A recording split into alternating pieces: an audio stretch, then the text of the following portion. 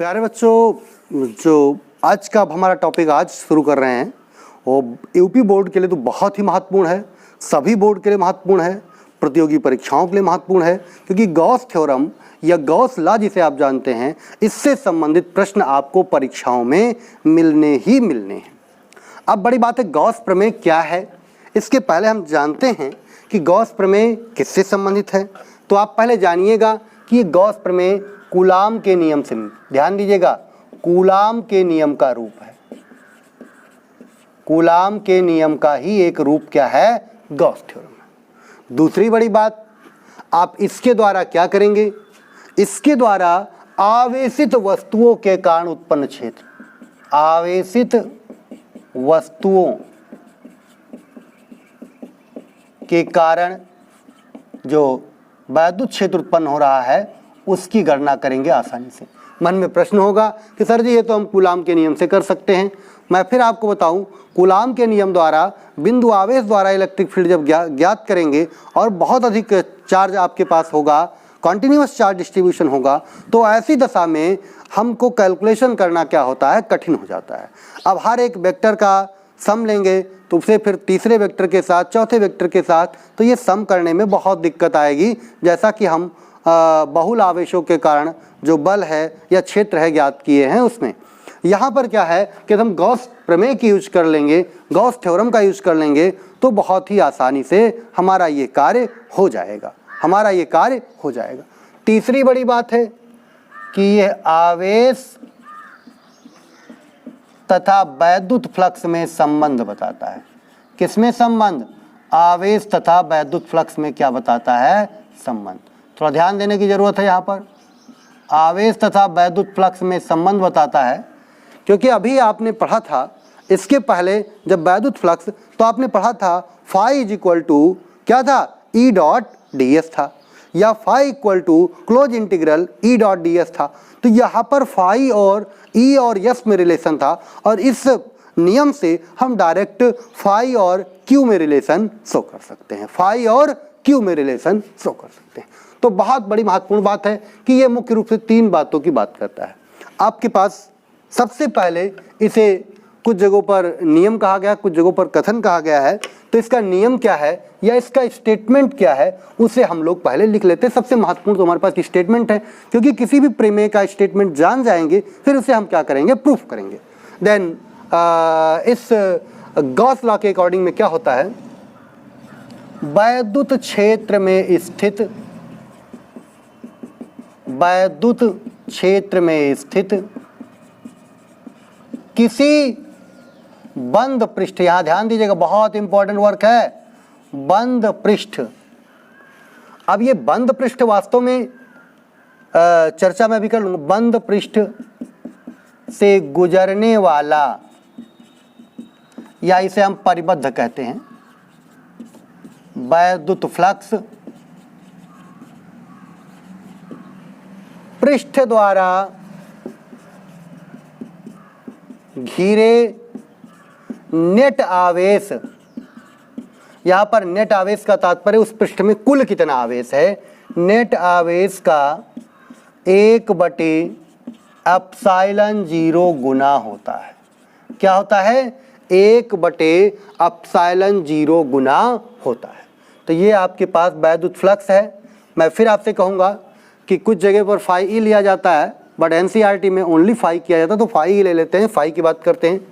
तो अब आप देखिएगा फाई ले या फाई ई ले, नो डाउट किसी को ई का मतलब ओनली इलेक्ट्रिक की बात है।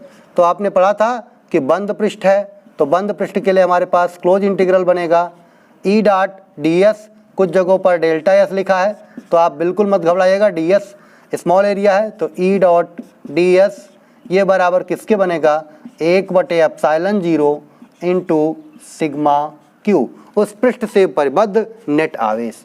और सिग्मा क्यू क्या है, नेट आवेश, यानी पृष्ठ के भीतर जितना भी आवेश है उसका क्या करेंगे, योग करेंगे। मैं आपको बताऊं कि जो ये स्टेटमेंट है, इस स्टेटमेंट में बहुत सारी बातें आपको क्लियर हैं कि वैद्युत क्षेत्र में स्थित किसी बंद पृष्ठ से, कहीं कहीं पर होता है आपको लिखा होगा निर्वात या वायु में स्थित किसी बंद पृष्ठ, तो मत घबराइएगा कि कोई चार्ज होगा तो चार्ज के कारण इलेक्ट्रिक फील्ड होगा। हो सकता है हमारा ऑलरेडी सरफेस पहले से ही इलेक्ट्रिक फील्ड में मौजूद हो। तो इस बात को लेकर भ्रमित मत होइएगा कि वैद्युत क्षेत्र में पृष्ठ स्थित हो कि ना हो, तो ऐसा कुछ नहीं है। वैद्युत क्षेत्र में ना हो, कोई भी पृष्ठ हो, उससे जो फ्लक्स होता है निकलने वाला, गुजरने वाला, वो फ्लक्स क्या होता है, उसके भीतर इनक्लोज चार्ज का 1/ε0 गुना होता है। अब यदि मान लीजिए कि ये हमारा पृष्ठ कहाँ हो, यदि पृष्ठ क्या हो, शर्तें हैं, यदि पृष्ठ के परावैद्युतांक वाले माध्यम में हो, के परावैद्युतांक वाले माध्यम में हो, तो आप जानते हैं इलेक्ट्रिक फील्ड हमारा किस पर डिपेंड करता है, माध्यम के परावैद्युतांक पर भी डिपेंड करता है। तो EDS ये बन जाएगा 1/ε0 K इंटू सिग्मा Q। अब हम बात करें कि एक तो शर्त ये हो गई पृष्ठ की। अब यदि ध्यान दीजिएगा, यदि आवेश क्या है, पृष्ठ के बाहर हो, आवेश पृष्ठ के बाहर हो, या एक ऐसा हो सकता है आवेश पृष्ठ के भीतर ना हो, ये भी शर्त हो सकती है, या ऐसा हो सकता है पृष्ठ के भीतर आवेशों का नेट योग शून्य हो। ये बहुत महत्वपूर्ण आ रहा है। यहाँ पर नेट योग शून्य होने का मतलब है आप पृष्ठ के भीतर हो सकता है दो बराबर और विपरीत प्रकृति के आवेश रखे हो, जैसे डाइपोल रखा हो, तो ऐसी स्थिति में फ्लक्स का मान क्या होता है, सदैव 0 होता है। क्या होता है, 0 होता है। तो एक बड़ा ऑब्जेक्टिव प्रश्न बहुत महत्वपूर्ण है कि किसी भी पृष्ठ के भीतर यन इलेक्ट्रिक डाइपोल रखे हों तो उससे गुजरने वाला वैद्युत फ्लक्स, एक रखा हो, दो रखा हो, यन रखा हो, तो उससे गुजरने वाला वैद्युत फ्लक्स क्या बनेगा, 0 होगा, क्योंकि नेट चार्ज तुरंत क्या हो जाएगा, 0 हो जाएगा। एक और भी शर्त आपके गॉस थ्योरम में आ रही है। क्या आ रही है कि यदि पृष्ठ के भीतर plus Q1 plus Q2 minus Q3 minus Q4 plus Q5 ऐसे आवेश हों, यानी ये 5 आवेश रखे हों, यानी कोई पृष्ठ है, इसके भीतर plus Q1 plus Q2 Q3 Q4 और Q5 ऐसे आवेश हों, तो वहाँ पर क्या बनेगा, तो वहाँ पर phi equal to close integral E.ds और 1/ε0, यहाँ पर सबका योग कर लीजिए, Q1 Q2 Q3 Q4 plus Q5। मैं यहाँ से कहना चाहूँगा कि आवेश जो भी होगा उसको हम क्या करेंगे, चिन्ह के सहित जोड़ लेंगे। तो ये हमारे पास स्टेटमेंट हुआ। अब हम इसको प्रूफ करेंगे कि प्रूफ करेंगे तब क्या होगा, कैसे प्रूफ होगा ये। तो ये हमारे पास पूरा स्टेटमेंट लिखा रहने देते हैं और हम आते हैं अपने प्रूफ की तरफ कि प्रूफिंग हम कैसे लेंगे, क्या करेंगे प्रूफिंग के लिए, हमारे पास क्या दिया है और कैसे हम इसे प्रूफ करेंगे।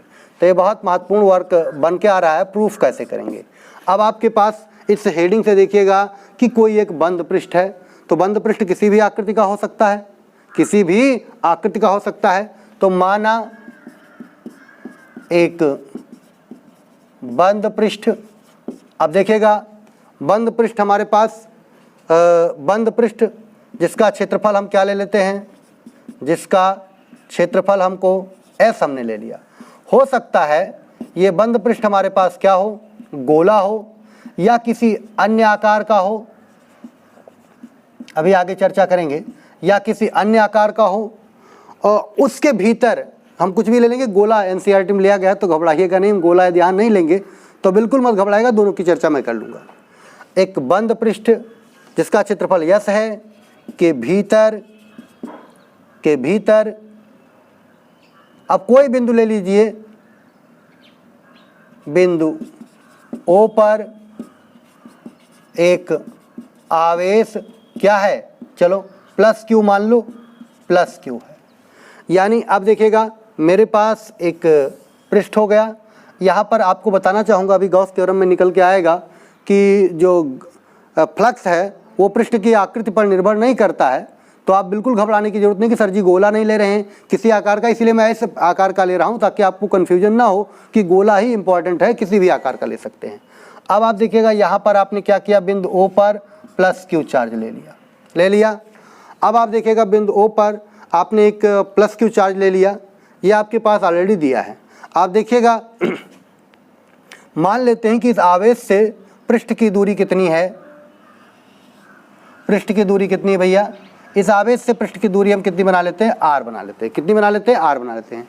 आपसे हमने पहले कहा था कि ये आवेश, ये पृष्ठ जो है वो लार्ज है, उसे स्मॉल एरिया में हम क्या करेंगे, डिवाइड करेंगे। तो यहाँ पर हम देख लेते हैं कि मान लेते हैं कि जो ये r दूरी पर हमने बिंदु कोई लिया है, r दूरी पर मान लेते हैं कोई बिंदु हमने क्या लिया था, p लिया था। अब इस p के समीप हम एक स्मॉल एरिया की बात करते हैं, ds। किसकी बात करते हैं, स्मॉल एरिया ds। तो आप जरा देखिएगा, हमेशा जो पृष्ठीय क्षेत्रफल होता है, क्षेत्रफल वेक्टर होता है, वो क्या होता है, पृष्ठ के लंबवत बाहर की ओर होता है। और आप जानते हैं धन आवेश से जो वैद्युत क्षेत्र होता है ये भी क्या होता है, बाहर की ओर होता है। किधर होता है, बाहर की ओर होता है। तो यहाँ पर आप देखिएगा, अब इन्हें मिला दीजिए आप अपनी सुविधा के लिए। तो अब आपको दिखाई पड़ रहा होगा, इसमें कोई कहने वाली बात नहीं है कि ये एक कोण के आकार का बन गया। कैसी आकृति बन गई, कोण के आकार की बन गई। और हम मान लेते हैं इस कोण द्वारा बिंदु O पर जो बनने वाला सॉलिड एंगल है वो क्या है, डी ओमेगा है। बनने वाला सॉलिड एंगल क्या है, डी ओमेगा है। बच्चों इस सरफेस में जो हमने स्मॉल एरिया ली है ds, इसमें हमको दिखाई पड़ रहा है कि E और ds क्या हैं, एक ही दिशा में हैं। तो अब आपसे कोई पूछ ले क्षेत्रफल अवयव ds से गुजरने वाला इलेक्ट्रिक फ्लक्स क्या बनेगा। जैसे क्षेत्रफल भी हमारा छोटा है तो डी फाई बराबर क्या बनेगा, E डॉट ds। आप यहाँ पर ध्यान दें कि A डॉट B बराबर क्या बनता है, ए बी कॉस थीटा। तो यहाँ पर दोनों के बीच कोण क्या है, 0 है। तो ये बनेगा E ds। क्या बनेगा, E ds। मैं यहाँ पर आपको ले आऊँ और मैं कह दूँ इस प्रकार ना करिए आप। जो बिंदु P है यहाँ पर देखिएगा, इधर इस बिंदु P पर जो स्मॉल एरिया है वो हम ऐसे बना लेते हैं। तो जरा देखिएगा, ये आपके पास E बन गया और यहाँ पर वैद्युत क्षेत्र क्या हो जाए, एरिया वेक्टर क्या हो जाएगा हमारे पास, थोड़ा सा डिफरेंट हो जाएगा। एरिया वेक्टर हमारे पास क्या हो जाएगा, थोड़ा डिफरेंट हो जाएगा। एरिया वेक्टर की दिशा बदल जाएगी। तो ऐसी स्थिति में यहाँ पर कोण बनने लगेगा। तो कुछ जगहों पर ऐसी स्थिति मिलेगी, तो जब कोण बनेगा तो थीटा का मान 0 नहीं लेंगे, लेकिन बट हमारे इस चित्र में कोण नहीं बन रहा है तो यहाँ पर थीटा का मान क्या हो जाएगा, 0 हो जाएगा। अब आप सभी जानते हैं कि r दूरी पर इलेक्ट्रिक फील्ड का मान क्या होता है, 1/4 pi epsilon 0 charge by distance का स्क्वायर, चार्ज बाई डिस्टेंस का स्क्वायर। तो आप देखिएगा डी फाई का मान क्या बन जाएगा, 1/4 pi epsilon 0 Q by R square into D S. प्यारे बच्चों आप जानते हैं कि डी एस बटे आर स्क्वायर, जो कि पूर्व लेक्चर में मैं बता चुका हूँ कि डी एस बटे आर स्क्वायर किसके बराबर होता है, सॉलिड एंगल डी ओमेगा के बराबर होता है। अब आप देखिएगा तो इस प्रकार D phi is equal to क्या बन जाएगा, 1/4 पाई एप्सिलॉन 0 क्यू इंटू क्या बनेगा, डी ओमेगा। क्यू इंटू क्या बनेगा, डी ओमेगा। अब आप संपूर्ण पृष्ठ के कारण निकाल लें। किसके कारण निकाल लें, संपूर्ण पृष्ठ के कारण निकाल लें। तो जब आप संपूर्ण पृष्ठ के कारण निकालेंगे तो फाई की वैल्यू निकालेंगे। फाई इज इक्वल टू, ये बच्चों बंद पृष्ठ है तो बंद पृष्ठ होने पर क्लोज इंटीग्रल का यूज करेंगे, और पृष्ठ बंद नहीं होगा तो हम ओनली इंटीग्रल का यूज करेंगे। तो यहाँ पर integral close integral 1/4 pi epsilon 0 Q into क्या बनेगा, क्यू इंटू डी ओमेगा। बाकी चीज़ें आपकी कांस्टेंट हैं तो q/4 पाई एप्सिलॉन 0 बाहर है, क्लोज इंटीग्रल डी ओमेगा आप खुद जानते हैं। मैं यहाँ ले आता हूँ इसे, क्लोज इंटीग्रल डी ओमेगा की बात हम करते हैं तो यहाँ पर देखिएगा डी ओमेगा का इंटीग्रेशन क्या बनेगा, आपके पास ओमेगा बनेगा। क्या बनेगा, ओमेगा बनेगा। तो यह phi is equal to 1/4 pi epsilon 0 omega. आप जानते हैं q/4 पाई एप्सिलॉन 0 है। ओमेगा का मान क्या होता है, 4 पाई। किसी भी गोले के लिए जो घन कोण होता है वो ऑलरेडी कितना होता है, 4 पाई होता है। ऐसा कर सकते हैं कि आप इस 4 पाई को समझने के लिए, चूँकि 3 डायमेंशन का चित्र आपको यहाँ पर नहीं दिखाई पड़ रहा है, तो आप एक तरबूज लीजिए, उसे कट करिए। तो आप कट करेंगे तो वो 2 सर्किल आपको दिखाई पड़ेगी। आप जानते हैं एक सर्किल के सेंटर पर कितना कोण होता है, 2 पाई का। दोनों को ऐड करिए तो 2 पाई और 2 पाई क्या हो जाएगा, 4 पाई का कोण हो जाएगा। तो जो टोटल सॉलिड एंगल है किसी भी बॉडी के सेंटर पर वो क्या होता है, आपके पास जो 3 डायमेंशन में है वो 4 पाई होता है। तो यहाँ पर देखिएगा फाई का मान कितना आ गया, Q/4 एप्सिलॉन 0 इंटू क्या बनेगा 4 पाई कैंसिल, तो फाई इज इक्वल टू Q/एप्सिलॉन 0। ये हमारे पास क्या हो गया, प्रूव्ड हो गया। भाई इसके भीतर कितना आवेश चार्ज था, Q, तो इससे गुजरने वाला फ्लक्स क्या बना आपका ऑलरेडी Q/एप्सिलॉन 0 हुआ। तो बिल्कुल आपको डाउट करने की जरूरत नहीं है। आप एक किसी भी शेप का कोई भी एक सरफेस ले सकते हैं, उसकी एरिया आपको मालूम है। मैं अभी कह रहा था कि यदि गोला में बना लेता, यदि मैं इसे क्या बना लेता, गोला बना लेता, तो गोला बनाने में कोई दिक्कत नहीं थी। गोला बनाने में मैं डी ओमेगा ना भी लूँ तो ds का इंटीग्रेशन क्या बनता बच्चों, यदि मैं इसे डी ओमेगा ना बनाऊँ गोला बनाने के बाद में, क्योंकि किसी भी आकृति के लिए सरफेस क्षेत्रफल निकालना कठिन हो जाएगा। हम मान लें तो ठीक है, अन्यथा की स्थिति में क्या होगा, मैं चाहूँ तो ds का भी इंटीग्रेशन करूँ, क्योंकि ये सारी चीज़ें क्या हैं, नियत हैं। यदि गोले के केंद्र पर हमारा आवेश रखा हो तो ऐसी स्थिति में क्या होगा, ds का इंटीग्रेशन करेंगे यस बनेगा, और यस हमारा ऑलरेडी किसके बराबर होता है 4 पाई r स्क्वायर के, तो r स्क्वायर और 4 पाई कैंसिल हो जाएगा और हमारे पास फिर वही बात आके आ जाएगी। अब एक शब्द हमने और भी आपसे कहा था कि हमारे पास आवेश कहाँ हो, आवेश पृष्ठ के बाहर हो। यदि आवेश कहाँ हो, पृष्ठ के बाहर हो। ये देखिएगा आवेश हमारे पास पृष्ठ के कहाँ है, बाहर है। ये आवेश कहाँ रखा है, पृष्ठ के बाहर रखा है। तो ऐसी स्थिति में देखिएगा, अब यहाँ से वैद्युत बल रेखाएं काल्पनिक आप खींचिए, तो एक आपके पास ये पृष्ठ बनेगा जिसको ये क्रॉस करेगा, एक पृष्ठ ये बनेगा। आप खुद देख रहे हैं कि जो यहाँ से गुजरने वाला फ्लक्स होगा वो क्या बनेगा, Q/d omega 4 pi epsilon 0 with negative. ध्यान दीजिएगा Q/d omega by 4 pi epsilon 0, ये निगेटिव बनेगा और ये बनेगा पॉजिटिव। ये बनेगा क्या बनेगा, पॉजिटिव। तो ये पॉजिटिव कैसे बनेगा, यहाँ पर Q/d ओमेगा बटे 4 पाई एप्सिलॉन 0, ये पॉजिटिव इसलिए बच्चों क्योंकि यहाँ से इलेक्ट्रिक लाइंस क्या हो रही हैं, आउटसाइड हो रही हैं। तो यहाँ पर थीटा का मान क्या है, लेस देन 90 है, और यहाँ पर थीटा का मान क्या है, ग्रेटर देन 90 है। तो अब इन दोनों को ऐड कर दीजिए तो टोटल फ्लक्स अपने आप क्या हो जाएगा, 0 हो जाएगा। एक और भी बात कि हम किसी भी प्रॉब्लम को गॉस नियम से सॉल्व करने के लिए क्या करते हैं। तो सबसे पहले किसी भी प्रॉब्लम को गॉस नियम से सॉल्व करने के लिए हम क्या करते हैं, एक आर्बिट्रेरी जो हमारे अपने हिसाब से हो सकता है, एक हम काल्पनिक पृष्ठ इमेजिन करेंगे जिसको हम नाम देंगे गॉसियन पृष्ठ। क्या देंगे, नाम देंगे गॉसियन पृष्ठ देंगे।